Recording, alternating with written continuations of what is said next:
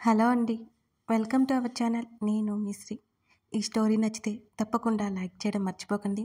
మీ likes నాకు చాలా చాలా ఇంపార్టెంట్ అండి. ఇక కథలోకి వెళ్ళిపోదాం. ప్రేయసకి 247. నేను అందరినీ వదిలి చాలా పెద్ద తప్పు చేశాను వీక్ష, ముఖ్యంగా ఆయన్ని. కానీ నేను ఆయన క్షేమం కోసం వెళ్ళాను. అప్పటికి ఆమె కళ్ళల్లో నీళ్లు తిరుగుతుంటే తలదించుకుంది. ధరణి చేతిని పట్టుకుని, ఇవన్నీ తనకి తెలియదనుకుంటున్నావా? అయినా జరిగిపోయిన వాటి గురించి ఆలోచిస్తావెందుకు? వీక్ష సున్నితంగా మందలించింది. నేను ఎప్పటికీ మర్చిపోలేని విషయం అది అని ఏడుపు గొంతుతో చెప్పింది ధరణి. ఇప్పుడు ఆ విషయం ఎవరికీ గుర్తులేదు ధరణి, నీకు తప్ప. అవన్నీ వదిలేసి ప్రశాంతంగా హాయిగా ఉండు. నువ్వు ఏ పరిస్థితిలో అలా చేయాల్సి వచ్చిందో మా అందరికీ తెలియకుండా లేదు కదా. ఒకవేళ తెలియకపోతే అర్థం చేసుకునే వాళ్ళే తప్ప నిన్ను అపార్థం చేసుకునే వాళ్ళు ఎవరూ లేరు. ఆమె చేతి మీద చిన్నగా నొక్కి వదిలింది వీక్ష. ఏమో, నేను అంత తేలిగ్గా మర్చిపోలేను. బాధపడ్డ మీరంతా మర్చిపోయినా నా వల్ల కావడం లేదు. కానీ ఆ క్షణం నాకు అది తప్పనిపించలేదు వీక్ష. మాకు అంతా తెలుసు కదా, ఇంకెందుకు ఈ ఆలోచనలు? ఇక్కడికి వచ్చింది ఎందుకు? సరదాగా ఎంజాయ్ చేయడానికి, అంతేకాని ఏడుస్తూ కూర్చోడానికి కాదు. నిద్ర లేదు కదా, నువ్వు బాబు రెస్ట్ తీసుకోండి. ఈవినింగ్ మళ్ళీ బయటికి వెళ్ళాలి. పర్లేదు, కూర్చో, నాకేం నిద్ర రావట్లేదు అంది ధరణి. ఆమె ముఖం ఇంకా దిగులుగా ఉండటంతో, అరే నీకు రాకపోతే నాకు రాదా ఏంటి? అసలే మావాడు చాలా ఫాస్ట్గా ఉన్నాడు, నైట్ నిద్రపోనిచ్చేలా లేడు అని పెదవి విరిచింది వీక్ష. ఆ మాటలకి ధరణి నవ్వకుండా ఉండలేకపోయింది. ఎందుకు నవ్వుతున్నావు? నేనేం కామెడీ చేయట్లేదు, సీరియస్గానే చెప్తున్నా. నువ్వు కూడా రాత్రికి సిద్ధంగా ఉండు అంటూ కన్ను కొట్టింది వీక్ష. అమ్మ మహాతల్లి, ఇక ఆపై నువ్వు. ధరణి దండం పట్టేసింది వీక్షకి. అరే నిజాలు చెప్తే ఇలాగే ఉంటాయి అంటుండగా శ్రేష్ఠ నుంచి ధరణికి కాల్ వచ్చింది. వీడియో కాల్ చేసింది శ్రేష్ఠ బాబుని చూడ్డానికి. నిద్రపోతున్న బాబుని చూపించి ముగ్గురు మాటల్లో పడిపోయారు. కాసేపు తర్వాత తన గదికి తిరిగి వెళ్ళిపోయింది వీక్ష. అయినా గతం వీడను అంటుంటే భారంగా కనులు మూసుకుంది ధరణి. సాయంత్రం నలుగురు బీచ్కి వెళ్ళారు బాబుని తీసుకుని. గగన్ బాబుని తీసుకుని ఒడ్డున కూర్చున్నాడు. పక్కనే కూర్చుంది ధరణి. దూరంగా సూర్యాస్తమయం జరుగుతోంది. తను ఎప్పుడూ రాకపోవడంతో కళ్ళు వెడల్పు చేసుకుని మరీ చూస్తోంది ధరణి. ఆ సముద్రాన్ని, ఆ సూర్యున్ని, అందరినీ సైలెంట్గా ఫోటోలు బంధిస్తోంది వీక్ష. మెస్మరైజ్ అయిపోతూ సన్సెట్ని చూస్తున్న ధరణిని అంతకంటే అబ్బురంగా చూస్తున్న గగన్ని కలిపి ఫోటో తీసింది వీక్ష. వాళ్ళిద్దరూ బోల్డ్ అన్ని ఫోటోలు దిగారు. వీక్ష ధరణి నీళ్ళల్లోకి దిగి ఇద్దరు అలలతో పోటీపడి ఆడలాడి ఆయాసంతో గట్టుకొచ్చారు. డెలివరీ జరిగి 4 నెలలే కాబట్టి ధరణి నీళ్ళలోకి పూర్తిగా దిగలేదు. గగన్ పక్కన ఆయాసపడుతూ కూర్చుని కాళ్ళు చాపుకుంది ధరణి. వీక్ష చేతన్ దూరంగా కూర్చుని వాళ్ళ మాటల్లో వాళ్ళున్నారు. వీక్ష చేతుల్ని పట్టుకొని మాట్లాడుతూనే ముద్దులు పెడుతున్న చేతన్ని ఒక్కటేసి దూరంగా చేతులు తీసుకుంది వీక్ష. వాళ్ళు గొడవ సన్నగా వినపడుతుంటే చిన్నగా నవ్వుకుంటూ కొడుకు వైపు చూసింది. బుద్ధిగా సముద్రాన్ని, దూరంగా ఎర్రగా మెరుస్తున్న సూర్యున్ని తిలకిస్తున్నాడు తన సుపుత్రుడు. గగన్ చూపులు తన వైపే ఉండడంతో ఏంటి అన్నట్టుగా అతని వైపు చూసింది ధరణి. ఇక బయలుదేరదాం అని అన్నాడు గగన్. అప్పుడేనా? ధరణి అడిగింది. వెళ్ళేసరికి 7 అవుతుంది అన్నాడు బాబుని బయట ఎక్కువసేపు ఉంచడం ఇష్టం లేక. సరే అన్నట్టు తలాడించి వీక్ష వాళ్ళకి చెప్పింది ధరణి. లేట్గా వస్తామని చెప్పడంతో ధరణి కారు దగ్గరికి నడిచింది. బట్టలు దులుపుకొని కారులో కూర్చుంది. బాబుని ఒడిలో పెట్టుకుంది. కారు ముందుకు కదిలింది.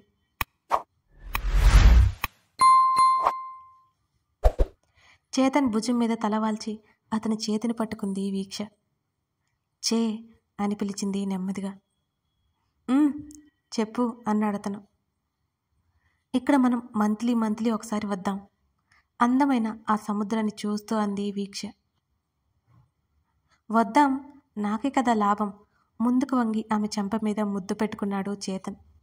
అతనికి దూరంగా జరిగి సీరియస్గా చూసింది వీక్ష. పబ్లిక్లో పిచ్చి వేషాలు వేశావంటే అంటే వేలు చూపించింది. నా వైఫ్ నా ఇష్టం అని దగ్గరికి లాక్కున్నాడు ఆమెని. Over action ఆపుచే, విసుక్కుంది. ప్రేమ ప్రేమ ఇది అర్థం కాదు నీకు అన్నాడతను. అబ్బో అని మూతి తిప్పింది వీక్ష. అన్నాడతను. ఎన్ని మాట్లాడుకున్నా కొదవలేదు వాళ్ళకి. ఆ రోజు ఉదయం కారులో కూర్చున్న వెంటనే ముఖాన్ని అంటిపెట్టుకుని ఉన్న స్కార్ఫ్ని తీసేసింది దీవెన. ఉఫ్, ఊపిరి ఆడలేదు అంటూ డ్రైవింగ్ సీట్లో ఉన్న స్వరూప్ వైపు చూసింది. నేను ఇవ్వనా ఊపిరి అని డ్రామాటిక్గా అన్నాడు స్వరూప్. అవసరం లేదు, నీ దగ్గరే ఉంచుకో అంటే మూతి తిప్పి, నీ వల్ల మా మమ్మీకి 100 అబద్ధాలు చెప్పొచ్చా, నువ్వే ఇంటికి వచ్చి నన్ను తీసుకెళ్ళొచ్చుగా అన్నది కోపంగా. ఎప్పుడు నేనే కాదు, నా కోసం నువ్వు కూడా రావాలి అన్నాడు స్వరూప్ బుద్ధిగా. ఇలా బుద్ధిమంతుడి ఫేస్ వేసుకుని నన్ను మోసం చేశావు, కంత్రి ఫెల్లావు నువ్వు అంటూ వెటకారంగా చెప్పి, ఎక్కడికి వెళ్తున్నావు అని అడిగింది దీవెన. మన ఇంటికి అన్నాడు స్వరూప్. అమ్మో వద్దు వద్దు, మీ వాళ్ళు కానీ మా వాళ్ళు కానీ ఎవరు చూసినా చంపేస్తారు ఆమె గట్టిగా అరిచింది.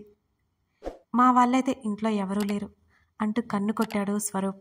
అబ్బో బాగా ముదిరిపోయావోయ్ అని నోరు వెళ్ళబట్టి చూసింది దీవెన. సహవాస దోషం అని నవ్వేశాడు. చా, ఇవన్నీ నా నుంచి నేర్చుకున్నావు మరి అంటూ మూతి తిప్పింది.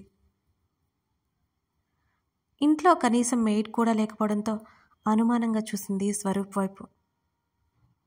ఏం చేద్దామని తీసుకొచ్చావు నన్ను అంటూ కళ్ళు అతని వైపుకు తిప్పి సీరియస్గా చూసింది దీవెన. నిన్నేమైనా చేసే ధైర్యం నాకెక్కడిది అంటూ వెనక నుంచి కౌగిలించుకున్నాడు ఆమెని. అంటే ఏంటి నీ ఉద్దేశం, నేను గయ్యాలినా అని అడిగింది అతని కౌగిలికి మైమరిచిపోతూ. కొత్తగా నేను చెప్పాలా ఏంటి అనగానే గబుక్కున అతని వైపు తిరగబోతూ అతను తిరగనివ్వలేదు. ఎవరైనా వస్తే బాగోదు వదులు అని ఓరగా కళ్ళు తిప్పి చూసింది దీవెన. ఎవరూ రారు అనే కదా నిన్ను తీసుకొచ్చాను అని అతను అనగానే దీవెన ఉలిక్కిపడింది. అతన్ని వదిలించుకుని వెనక్కి తిరిగి అతని వైపు చూసింది. ఓయ్, ఏం మాట్లాడుతున్నావు నువ్వు, మన పెళ్ళికి ఇంకా చాలా టైం ఉంది అంటూ వెనక్కి అడుగులు వేసింది దీవెన. నేనేం మాట్లాడలేదు, నువ్వే ఏదో మాట్లాడుతున్నావు అంటూ సాగదీశాడు స్వరూప్. నీ ఇంటెన్షన్ నాకు తెలుసు. అతని దగ్గరికి వస్తుంటే వెనక్కి ఇంకా అడుగులు వేసింది దీవెన. నా ఇంటెన్షనా ఏంటది అని అడిగాడు స్వరూప్ ఏమీ తెలియనట్టు. స్వరూప్ ప్లీజ్ అంటూ పైకి వెళ్ళి మెట్టు రాగడంతో ఆగిపోయింది.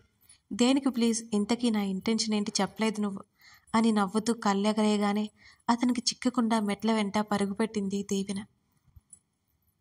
ఆమెను అనుసరించి టక్కున పట్టేసుకున్నాడు స్వరూప్. స్వరూప్ ఆటలు కాదు అని కంగారుగా అంది దీవెన. నాకు ఈ ఆట బాగా నచ్చింది. ఆమె చెంప మీద టక్కున ముద్దు పెట్టుకున్నాడు స్వరూప్. సిగ్గును దాచుకుంటూ సీరియస్గా చూసింది. ఆమెతో పాటు సోఫాలో వాలిపోయాడు.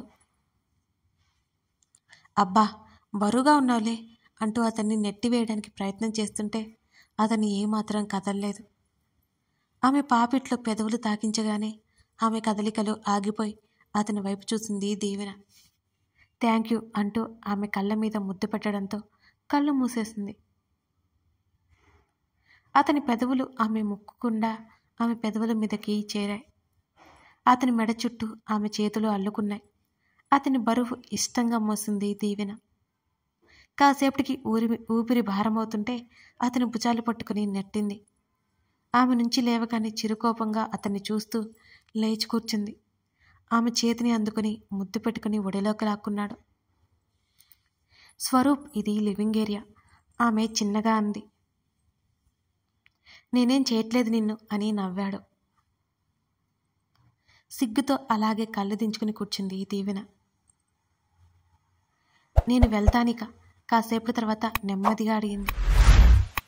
నో ఆప్షన్, ఆఫ్టర్నూన్ వరకు ఇక్కడే ఉండాలి అన్నాడు స్వరూప్. స్వరూప్ వెళ్ళాలి నేను అంది దీవెన గారంగా. కుదరదు అని అతను అనగానే ఎక్కడికి వెళ్ళారు మీ ఇంట్లో వాళ్ళు, ఎవరూ లేరు అని అడిగింది. అన్నయ్య దగ్గరికి అనగానే దీవెన ముఖం సీరియస్గా మారిపోయింది. మీ అన్నయ్య ఎక్కడున్నాడో నీకు తెలుసా అని ఆమె ఆతృతగా అడిగింది స్వరూప్ని. గగన్ వినయ్ని తీసుకెళ్ళిన తర్వాత ఇప్పటి వరకు ఎక్కడికి వెళ్ళాడో తెలియదు, చూడలేదు కూడా దీవెన. స్వరూప్ తెలుసునన్నట్టు తలాడించాడు. మరి మన ఎంగేజ్మెంట్కి రాలేదేంటి? తన సందేహం వెళ్ళబుచ్చింది దీవెన. స్వరూప్ తన అన్నయ్య గురించి చెప్తాడా? వినయ్ ఏమయ్యాడో దీవెనకి తెలుస్తుందా? అసలు వినయ్ ఏమైనట్టు గెస్ చేస్తే కామెంట్ సెక్షన్లో తెలపండి. అలాగే మన స్టోరీ ఎండింగ్కి వచ్చిందని చెప్పాను కదండి. మహా అయితే ఓ 10 ఎపిసోడ్స్ ఏమో, లేకపోతే 15, అంతకంటే ఎక్కువ రాయలేను అనుకుంటా. ఇంకొంచెం కథ రాయాల్సి ఉంది, ఎండింగ్ చేయాలంతే. మ్యాక్సిమం చివరికి వచ్చేసింది. మీరు ఇప్పుడైనా కొంచెం కామెంట్స్, లైక్స్ ఇచ్చేయచ్చు కదండి ప్లీజ్. Thank you.